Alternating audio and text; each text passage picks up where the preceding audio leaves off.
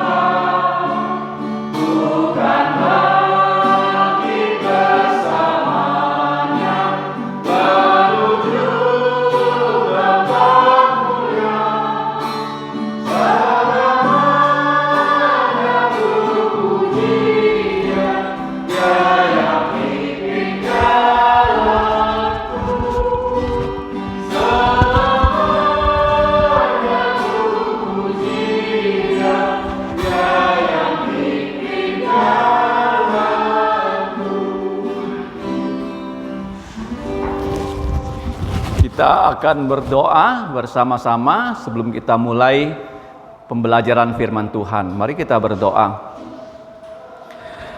Allah Bapa kami yang bertahta kekal di dalam kerajaan sorga, Allah Bapa yang telah memperkenalkan diri-Mu dan menyelamatkan kami melalui Tuhan Yesus yang sudah datang ke dunia menjadi manusia sejati, dan kami mengucap terima kasih untuk siang hari ini kami dapat bersekutu. Setelah bersekutu di meja makan, sekarang kami mau bersekutu di kaki Tuhan Yesus untuk mendengarkan firman-Mu. Ya Bapa, tolonglah kami agar kami dapat mengerti kehendak-Mu melalui firman-Mu. Ampuni dosa kami dengan darah Yesus, hapuskanlah pelanggaran kami. Kiranya pertemuan kami pada siang hari ini hanyalah untuk memuliakan nama-Mu. Di dalam nama Tuhan Yesus kami berdoa dan mengucap syukur. Amin.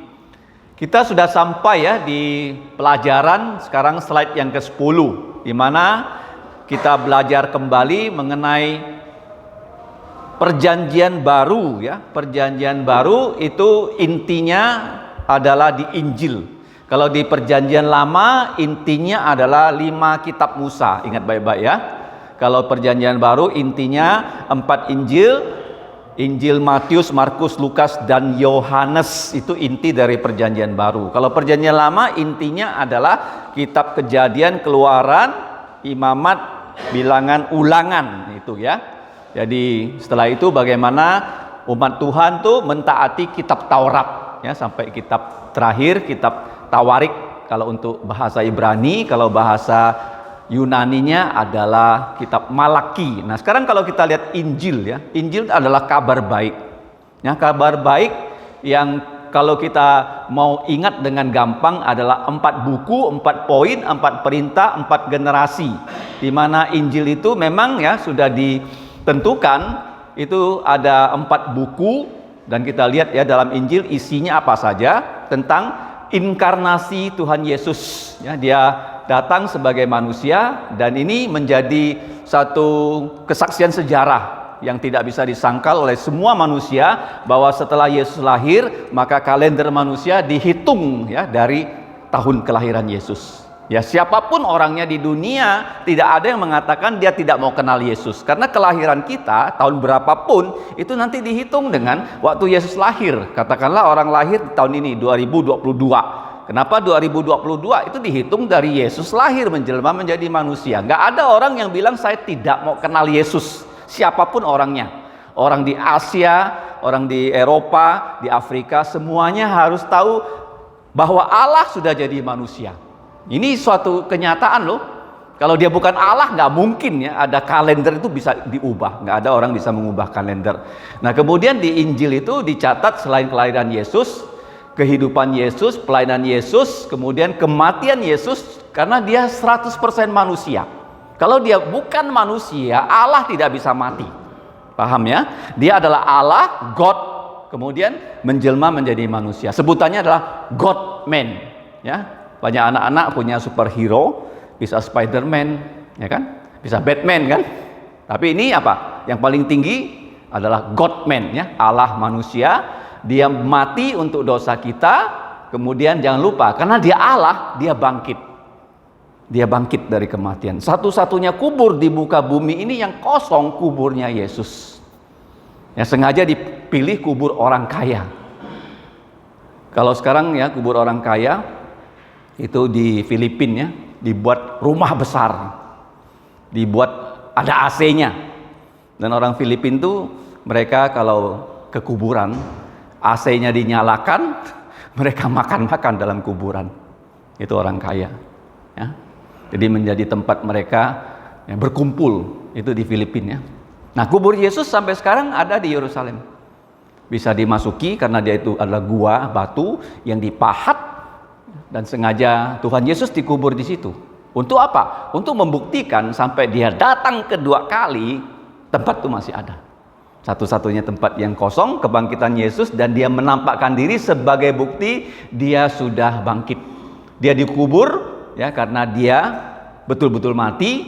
Kemudian kita lihat juga di dalam Injil ya dicatat kenaikan Yesus ke sorga. Karena dia datang dari sorga, dia kembali ke sorga. Kemudian di perjanjian lama sudah dibuatkan di kitab Yehezkiel.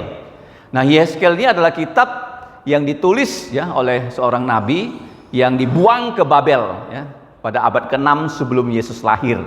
Kemudian juga dikonfirmasi di kitab Wahyu. Kalau kita baca Wahyu pasal 4 itu ada malaikat yang disebut malaikat kerubim yang mempunyai 4 wajah. Wajah depan itu singa, kanan itu ya, depan itu manusia, kanan itu singa, kiri lembu, ya belakang burung raja wali atau elang. Nah, kemudian kita lihat ya di dalam kitab Injil sudah kita singgung ada harmoni ya secara apa? Sintetis ya, di sini ditambah kata sintetis dan harmoni ya secara sinopsis. Ada satu kata yang kurang ya. Nah, sekarang kita lihat ya, harmoni secara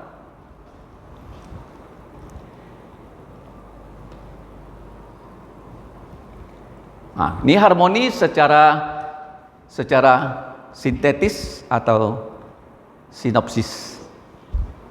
Kalau sintesis ini ya, 4 Injil digabung ya, ini sintesis, harmoni, sintesis ya, 4 Injil digabung. Nah, kalau ini secara sinopsis ada perikop yang sama, itu dibuat dalam kolom-kolom yang ya sejajar.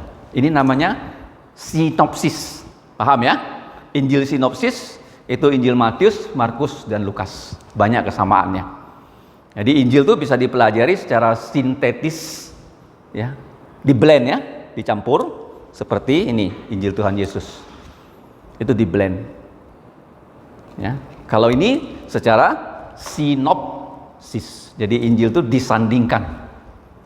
Paham ya? Jadi kalau kita membahas sebuah perikop, kita harus melihat ya bagaimana Matius memandang peristiwa itu Yesus sebagai raja. Ini selalu begitu loh. Matius itu selalu berpandangan Yesus adalah raja. Nah kalau Markus, Yesus sebagai budak. Itu inti. Jadi seperti gunung kan, dilihat dari 4 sudut. Berbeda pandangannya, tapi satu objek. Objeknya Yesus. Nah sedangkan Lukas memandang Yesus sebagai manusia sejati. Makanya di Injil Lukas paling banyak kata-kata apa? Putra manusia datang, ya kan, untuk mencari dan menyelamatkan yang sesat. Lukas 19, putra manusia. Paham ya? Jadi kalau Yohanes memandang Yesus sebagai Allah, ya sebagai Allah yang sejati. Makanya Injil Yohanes ada 7 kali Yesus memperkenalkan diri, aku adalah roti hidup.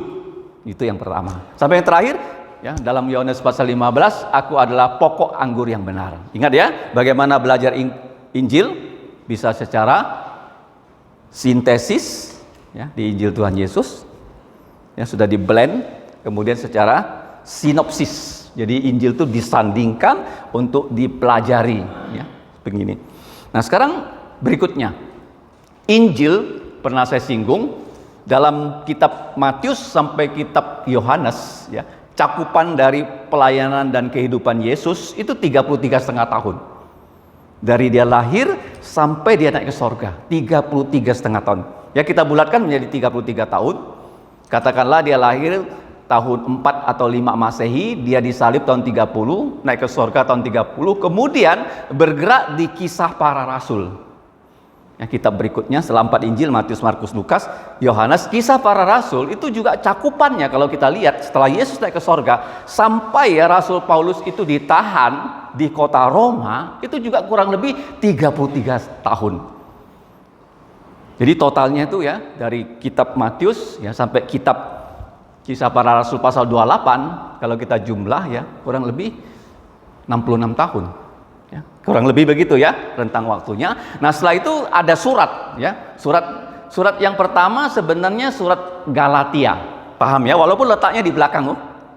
Kenapa Galatia? Karena Galatia itu ada polemik ya di dalam gereja. Gereja itu sekarang bukan lagi orang-orang Yahudi, tapi ada orang-orang yang bukan Yahudi di dalam gereja yang percaya Yesus, sehingga orang Yahudi itu mau mendominasi gereja. Mereka mengatakan pada orang yang bukan Yahudi, kalau kamu mau selamat, percaya Yesus saja tidak cukup, harus melakukan adat istiadat orang Yahudi.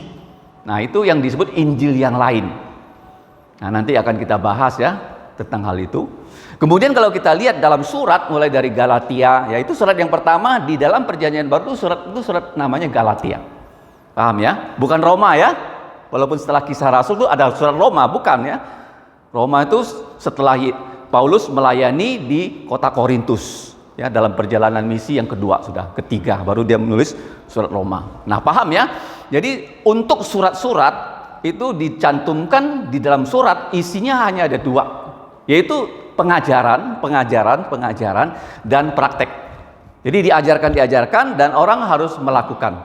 Kemudian yang berikutnya, yang terakhir itu sebenarnya juga surat dari Yesus kepada 7 gereja, tapi diberi nama yang khusus. Ya, disebut sebagai apokalipsis. Ya, apokalipsis. Apokalipsis itu artinya tentang bagaimana dunia ini akan berakhir. Yaitu dimulai dengan apa? Kalau kita lihat dunia ini sekarang sedang banyak terjadi konflik, bukannya dunia semakin tenang ya. Covid belum selesai, ya kan? Disusul dengan perang di Ukraina. Dan orang tidak mempunyai prediksi kapan perang Ukraina ini bisa selesai. Ya kan? Dan sekarang apa yang terjadi di dunia ini? Harga-harga itu melonjak naik loh. Sekarang ini loh. Kenapa harga melonjak naik? Kalau kamu baca Wahyu, memang di dunia ini nanti akan harga sangat tinggi, ya, yang disebut harganya sangat tinggi di kitab Wahyu itu ada komoditas yang namanya minyak dan gandum. Kamu tahu nggak, Ukraina itu penghasil gandum loh. Kalau perang itu nanti meluas, apa yang akan Tuhan lakukan kepada bumi ini? Yaitu 4 par. 1, lapar, sampar, COVID, ya, sudah di depan mata kan? Ya, siapa yang nggak tahu COVID ya, zaman sekarang? Semua tahu. Kemudian setelah itu terkapar perang. Ya, kalau kita lihat ya, perang di Ukraina tuh begitu banyak mayat bergelimpangan. Kemudian yang terakhir itu terlempar. Kalau dulu orang Israel dilempar ke Babel, kalau sekarang manusia dilempar ke neraka. 4 par.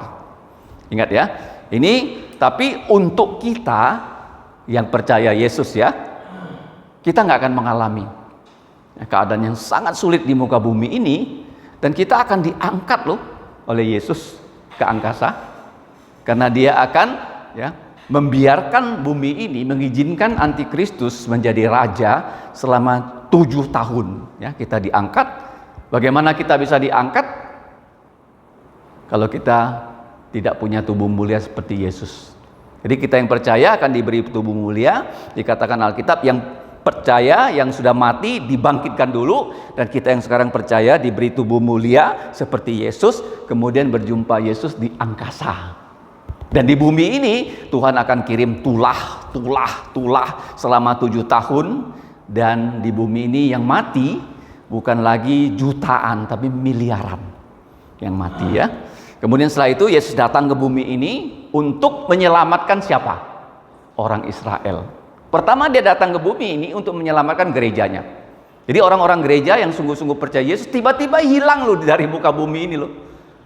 Kalau di rumah ya tidak semua percaya Yesus, yang percaya Yesus tiba-tiba hilang. Ya, nggak ada lagi, di mana tuh? Nah, diangkat ke angkasa. Nah setelah itu waktu 7 tahun itu akan berakhir, semua dunia akan berperang. Perangnya itu bukan lagi di Ukraina, bukan lagi di Eropa, tapi di Israel. Tiba-tiba semua bangsa itu mau memusnahkan orang Israel. Kenapa begitu? Karena iblis itu ingin Israel itu punah. Kalau kamu lihat sejarah dunia ini, tidak ada satu bangsa yang pernah mau dipunahkan oleh orang kecuali orang Yahudi. Nggak ada. Ya, orang Tionghoa, ya, orang Jepang bisa menjajah orang Tionghoa paling benci dengan orang Jepang. Tapi nggak sampai orang Jepang itu bisa memusnahkan orang Tionghoa. Belanda menjajah Indonesia, Belanda juga nggak akan memusnahkan orang Indonesia. Tetapi kalau kamu lihat di dalam sejarah Alkitab, orang Yahudi berkali-kali mau dimusnahkan loh. Di kitab Ester, ya, orang yang bernama Haman, dia ingin memusnahkan bukan hanya Mordekai yang dia benci, tapi dia mau memusnahkan Mordekai dan bangsa orang Yahudi. Tapi Tuhan selamatkan melalui seorang yang bernama Ester. Ya kan? Itu kenapa orang Yahudi mau dimusnahkan di zaman itu? Karena iblis tidak mau dari orang Yahudi Yesus itu lahir jadi juru selamat. Tapi sekarang setelah Yesus sudah menjadi juru selamat dunia, kenapa orang Yahudi masih mau dimusnahkan? Karena Yesus itu mengatakan dia raja orang Yahudi. Kalau dia raja orang Yahudi, pernahkah dia jadi raja orang Yahudi? Nggak pernah. Secara de facto nggak pernah. Kapan dia akan jadi raja orang Yahudi? Waktu dia datang mendirikan kerajaan 1000 tahun. Ya, dia datang bersama gerejanya menyelamatkan orang Israel yang akan dimusnahkan oleh antikristus dan kawan-kawan. Ketika orang Israel itu hampir musnah, mereka berteriak, "Di mana Mesias?" Yesus datang di Bukit Zaitun, dan pada saat itu Yesus memulihkan dunia yang sudah porak-poranda, dan Yesus mendirikan kerajaan 1000 tahun, dan kita akan menjadi raja bersama Yesus. Setelah itu kalau kita baca Wahyu, di akhir dari 1000 tahun iblis dan kawan-kawan yang pada awal kerajaan 1000 tahun sudah ditangkap, dimasukkan lubang tanpa dasar, keluar lagi ya, menghasut orang yang tidak percaya Yesus untuk memberontak yang melawan Yesus, dan Yesus ya mengalahkan mereka dengan firman-Nya. Ingat lo firman lo. Tidak pernah orang Kristen itu disuruh perang dengan pisau, tombak, bajoka, dan nuklir. Selalu orang Kristen peperangannya adalah dengan kata-kata. Kata-kata itu bisa dalam pengajaran di kelas atau pengabaran Injil di jalan-jalan. Itu senjata kita loh. Kalau kamu ya mengatakan sesuatu pada orang dengan firman Tuhan, kamu sedang berperang tuh Yesus tuh di kelas anak-anak tuh, lahan perang kita. Bagaimana mereka bisa mendengar firman, menerima firman? Ya, di gereja, di kelas, atau kita ke rumah orang, kita sampaikan Yesus. Itu peperangan rohani loh. Kita mewakili Yesus. Dan senjata itulah yang dipakai Yesus. Yesus nggak pernah menggunakan yang namanya tombak, bazooka, nuklir, roket, nggak pernah. Dia hanya menggunakan apa? Mulutnya. Ingat baik-baik. Makanya sebagai orang Kristen harus benar-benar tekun membaca firman. Supaya firman itu betul-betul yang ada dalam diri kita, dan firman itu bisa menjadi apa? Yang kita renungkan dan kita ucapkan. Nah, selanjutnya dalam perjanjian yang Allah adakan dengan manusia, pernah saya jelaskan, itu bersifat langsung. Kalau bahasa Ibraninya itu berit, bahasa Yunaninya diateke. Itu berlangsung secara langsung, Allah itu inisiatornya, tidak ada negosiasi ya. Kalau negosiasi ini selalu terjadi antara orang yang mau membuat perjanjian. Ya, sekarang disebut negosiasi win-win solution, ya kan? Nah, kalau ini nggak usah, Allah memberikan perjanjiannya, dan kalau diterima kita diberkati, kalau kita tolak kita dikutuk dan akan berakibat ke neraka. Nah, selalu perjanjian Allah pernah saya sebut ada tandanya. Ya. Kalau kita pegang ya, kita perjanjian, ya kan? Ada tanda nggak dari Allah berjanji pada manusia? Ada. Allah pernah berjanji pada Nuh, dan Nuh itu tandanya pelangi. Sampai sekarang ada tanda pelangi, ya kan? Kalau orang lihat pelangi, kenapa pelangi? Ya kan? Kalau kamu mengajar Mejiku Hibinio, pelangi-pelangi alangkah indahmu, merah kuning hijau di langit yang biru. Kenapa ada pelangi? Kembali ke perjanjian Allah dengan Nuh. Selama musim terus berlangsung, Allah tidak akan lagi menggunakan air bah untuk memusnahkan seluruh dunia. Itu namanya pelangi. Kenapa ada pelangi? Karena Allah berjanji. Kenapa Allah berjanji? Karena ada perjanjian baru dan perjanjian lama. Kita lihat juga Allah berjanji. Kenapa ada orang bersunat? Kenapa? Ya kan? Kok bisa ya orang mau bersunat kan? Itu Allah perintahkan langsung pada Abraham. Sebelum kamu punya anak, kamu sunat dulu, ya kan? Umurnya udah 99 tahun.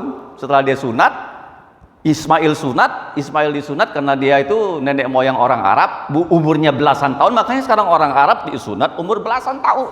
Kemudian lahir Ishak, 1 tahun kemudian, hari ke-8 disunat.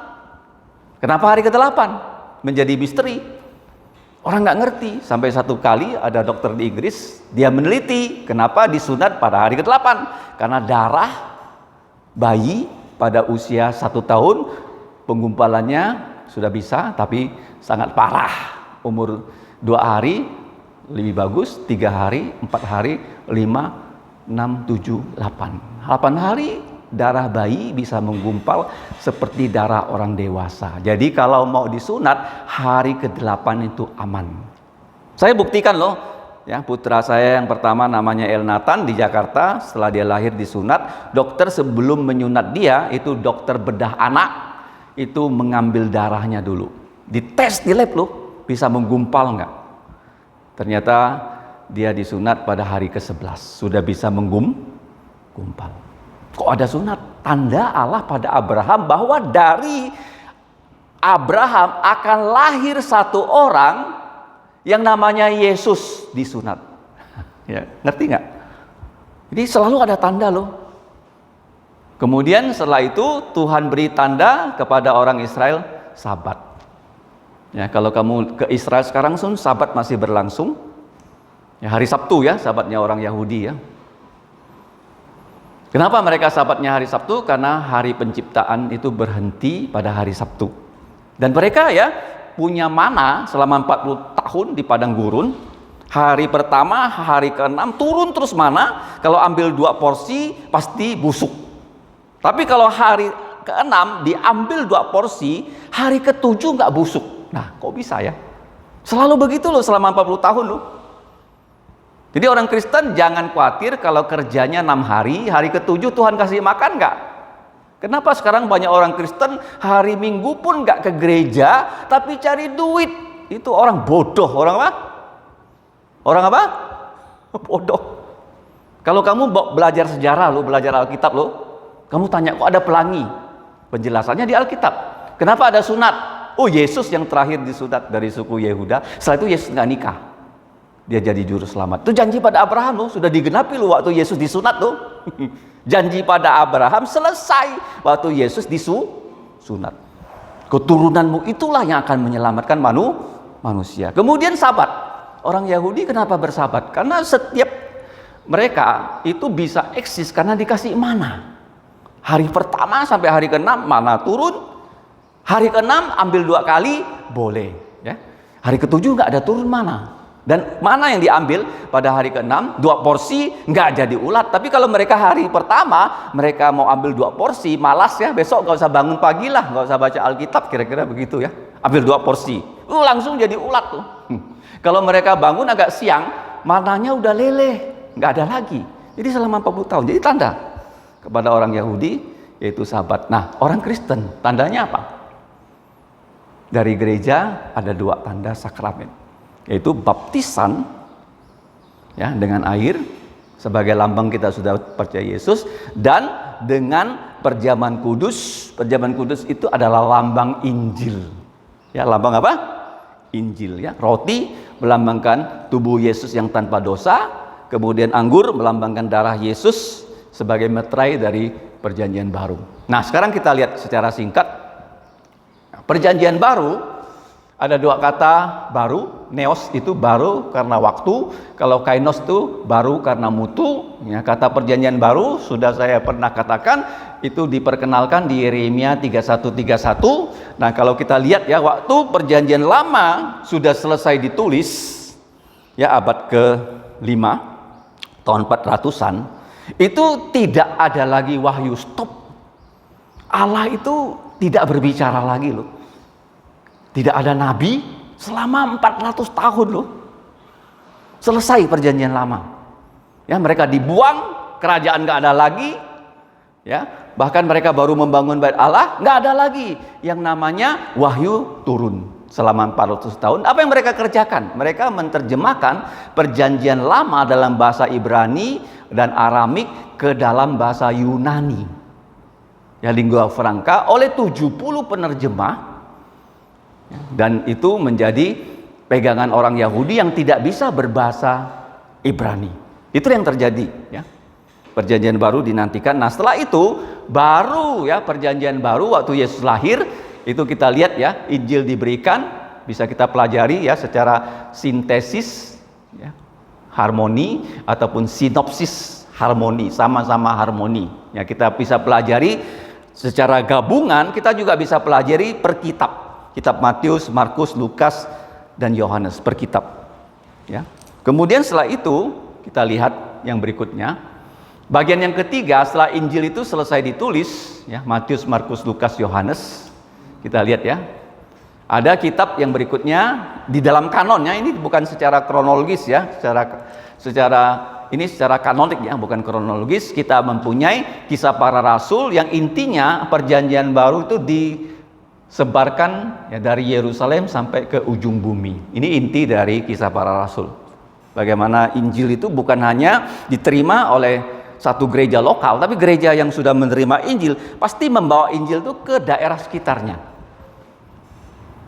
Kalau gereja ya, dia hanya bereksistensi di tempat itu dan tidak berekspansi, itu bukan kehendak Yesus loh.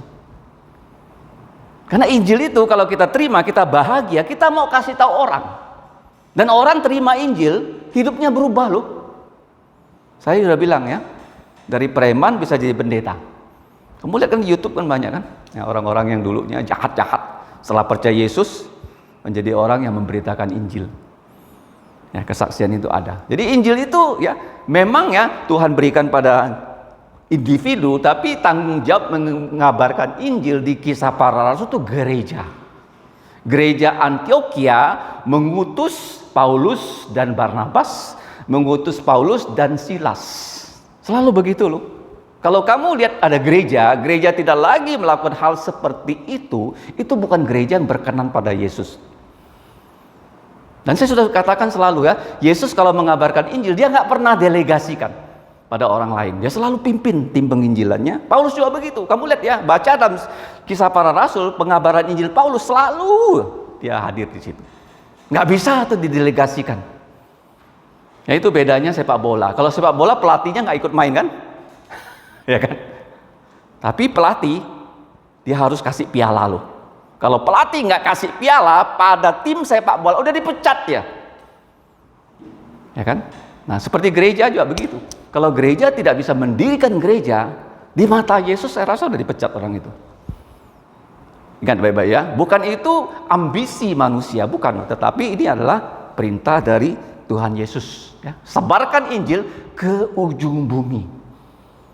Nah sekarang kita lihat ya, setelah itu gereja-gereja berdiri di Kisah Para Rasul, ada surat-surat dikirim. Kenapa surat-surat dikirim? Untuk menjelaskan tadi dua hal, pengajaran Kristen itu seperti apa, kemudian prakteknya seperti apa.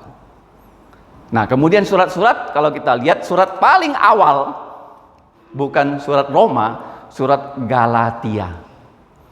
Ingat ya, Galatia ini daerah di Asia. Kemudian surat Tesalonika sudah di Eropa, gereja Tesalonika di daerah Yunani.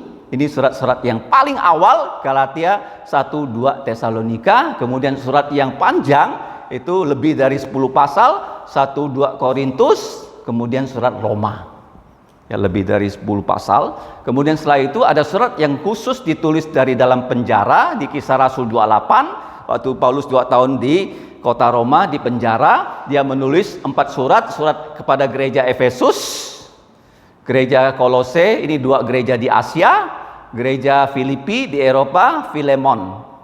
Ya. Ini seorang gembala sidang. Ingat ya. Kemudian kita lihat surat-surat yang khas digolongkan karena surat-surat ditujukan oleh para gembala sidang oleh Rasul Paulus. Surat kepada Timotius, kepada Titus, ya, kepada Timotius yang kedua kali sebelum Paulus mati martir tahun 68. Kalau kamu lihat Paulus ya, hidupnya nggak lama loh. Dia mulai melayani Yesus setelah dia bertobat itu belasan tahun loh, dia belum menjadi seorang pengabar Injil yang dikirim gereja loh. Dia hanya menjadi pengabar Injil yang bersifat pribadi. Selama berapa tahun? Selama belasan tahun. Tuhan ini punya planning ya. Paulus sudah bertobat, kenapa nggak langsung diutus jadi misionari? Tuhan tahan dia loh belasan tahun. Kenapa? Menjadi misteri ya. Tapi untuk saya jawabannya karena Matius belum selesai menulis Injil Matius. Itulah yang akan dipakai Paulus dan kawan-kawan waktu mereka mengabarkan Injil. Di tangan mereka sudah ada kitab Injil Matius yang dipakai oleh Paulus dan kawan-kawan pergi mengabarkan Injil. Lalu setelah itu Markus menulis, Lukas yang mendampingi Paulus menulis. Sekarang begini, di gereja seorang pelayan Tuhan bisa berhasil kalau dia punya asisten yang membantu dia dengan setia. Kamu lihat ya, kalau tidak ada Lukas, nggak ada Kisah Para Rasul loh. Lukas waktu dia menulis Kisah Para Rasul nggak pernah dia bilang saya Lukas, nggak ada. Tapi yang ditekankan pelayanan Petrus dari pasal 1 sampai pasal 12, pasal 13 sampai 28, pelayanan Rasul Paulus. Dia menjadi pencatat. Historian yang bagus sekali. Makanya saya bilang kalau besok A, B, C. A, Alkitab dibuka. B, bukunya dinyanyikan. C, nah perlu mencatat. Karena dari catatan Lukas itulah ya kita bisa mengerti bagaimana Tuhan Yesus bekerja melalui tim pengabaran Injilnya. Jadi kalau kamu lihat seorang bisa berhasil kalau dia punya asisten yang seperti Lukas. Kalau nggak ada, nggak bisa. Ya gereja itu nggak akan berkembang. Dimanapun, nggak ada pemain tunggal di gereja. Sehebat apapun dia nggak bisa. Karena gereja itu bukan main golf. Ya, kalau main golf bisa sendiri kan, pom masuk, ya, hole in one. Sekali pukul, hole in one, pop masuk di lubang. Itu golf loh. Sekali pertandingan, dia sekali pukul dia udah menang. Kayak tinju loh. Satu tangan begini, pop, musuhnya langsung KO. Nggak ada tuh di gereja.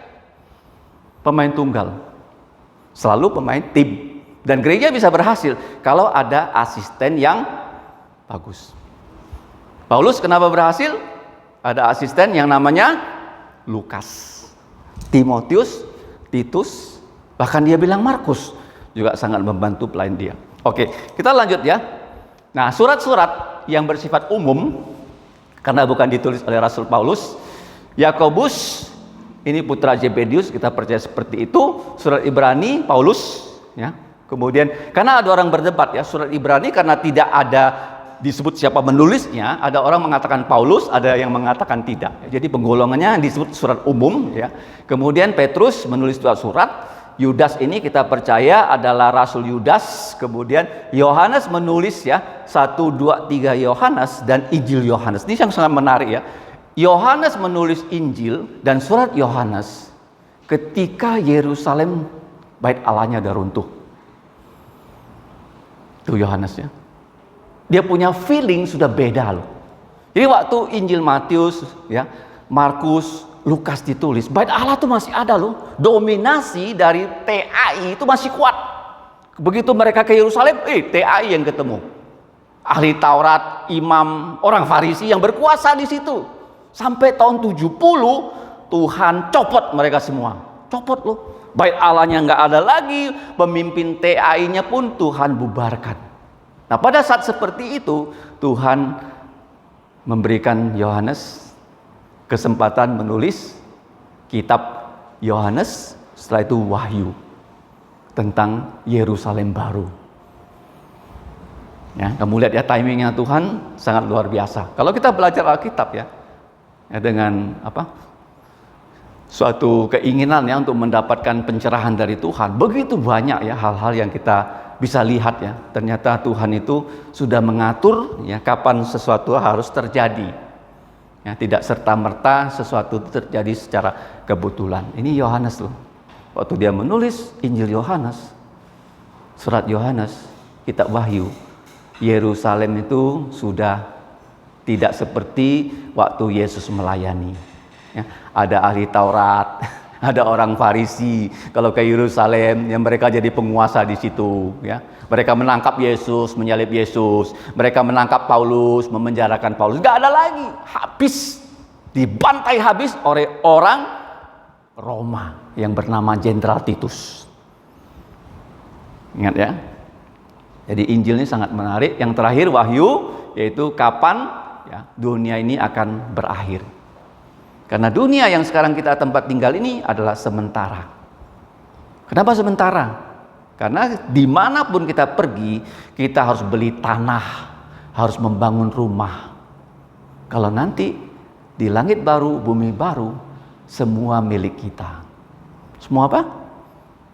Milik kita. Nggak perlu lagi beli bahan bangunan, ngurus surat tanah, nggak usah lagi. Milik kita. Kita tinggal bersama Yesus di situ. Ya, ini disebut di dalam kitab Wahyu. Ya, saya rasa hari ini ya pelajarannya ya setengah jam sampai di sini. Minggu depan kalau Tuhan izinkan kita akan belajar lagi. Nah, kalau kita lihat yang terakhir dalam Perjanjian Lama dan Perjanjian Baru ada yang menggolongkan menurut 3 golongan, yaitu kitab sejarah, kitab pengalaman, kitab nubuatan. Kalau Perjanjian Lama sudah pernah disinggung, 17 sejarah, 5 pengalaman. Ini mulai dari kitab Syair, Ayub ya sampai kitab Kidung Agung, 5 kitab. Kemudian kitab nubuatan ya, mulai dari kitab para nabi besar, 5 kitab, nabi kecil 12 kitab. Dan kalau sejarah Perjanjian Baru, 4 Injil plus kisah para rasul. Kemudian kitab berdasarkan pengalaman itu adalah surat-surat. Yang terakhir nubuatan apokalipsis adalah kitab Wahyu. Nah, kalau kita lihat ya kesaksian ataupun kisah kehidupan Yesus, 4 Injil, sejarah gereja Perjanjian Baru, kisah para rasul, pengalaman Roma sampai Yudas, kemudian apokalipsis kitab Wahyu. Kalau kita lihat lagi ya sejarah itu Injil sampai kisah para rasul itu bersifat lampau secara nasional, bersifat cerita, narasi. Kalau pengalaman ya sekarang itu pengalaman pribadi, tapi zaman itu adalah pengalaman ya, gereja-gereja. Kemudian yang terakhir kitab nubuatan. Ini masa depan secara nasional untuk orang Israel dan anak-anak Tuhan. Kemudian kalau kita lihat ya, Perjanjian Baru, bagaimana penggolongannya, itu 14 surat yang Paulus tulis, termasuk kitab Ibrani. Nah, bagaimana cara kitab Perjanjian Baru diberi nama, itu nama dari gereja penerima. Seperti kitab Roma sampai kitab Kolose, ataupun nama dari individu yang menerima surat, yaitu Timotius menerima 2 surat dari Paulus, Titus menerima 1 surat. Kenapa mereka menerima surat? Karena mereka adalah gembala sidang. Ingat ya, gembala gereja. Jadi Paulus ya dipimpin Tuhan pergi ke satu tempat mendirikan gereja, harus ada gembala di situ. Dan gembala itulah yang nanti akan memimpin domba-domba di situ. Makanya mereka bukan karena pribadi mereka hebat, bukan, karena mereka sebagai gembala yang menerima surat dari Tuhan Yesus melalui Rasul Paulus. Ingat baik-baik ya. Kemudian ya ada 1 surat berdasarkan bangsa Ibrani, kemudian surat yang lain ditulis ya karena penulisnya itu siapa? Petrus menulis 2 surat, Yohanes menulis 3 surat, Yakobus ini putra Zebedius, Yudas murid Tuhan Yesus. Saya rasa sampai di sini. Nanti kita akan pelajari lagi di minggu akan datang dari 2 periode Perjanjian Lama dan nanti 12 periode ya, bukan 2 periode, 12 periode Perjanjian Lama dan 12 periode Perjanjian Baru. Sampai di sini. Mari kita berdoa. Bapa, kami mengucap syukur untuk siang ini. Kami bisa belajar selama setengah jam lebih dari firman-Mu. Kami mohon Engkau menolong kami agar kami dapat betul-betul memahami firman-Mu untuk menjadi saksi. Selain kami sungguh-sungguh percaya Yesus, kami juga bisa membagikan berkat rohani kepada orang-orang yang ada di sekitar kami, khususnya anak-anak, supaya mereka bisa percaya Yesus. Demikianlah doa kami ya Bapa, ampuni dosa kami, di dalam nama Yesus kami berdoa dan berterima kasih. Amin. Silakan, kita akan masuk dalam kesaksian dan pokok doa ya. Saya mulai dari kanan.